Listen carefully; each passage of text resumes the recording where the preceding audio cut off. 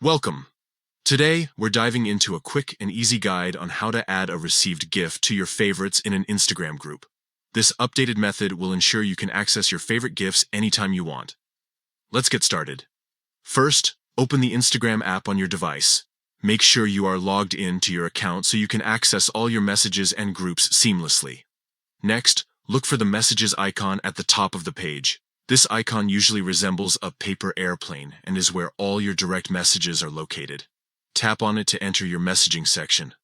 Once you're in the messages area, find and open the group chat that contains the GIF you want to favorite. This could be a group of friends, family, or colleagues where you've shared some fun GIFs. Now, locate the specific received GIF that you wish to add to your favorites.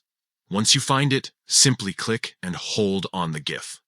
This action will bring up a menu with several options. From this menu, select Favorite. By doing this, you'll save that GIF to your favorites list, making it much easier to access later on.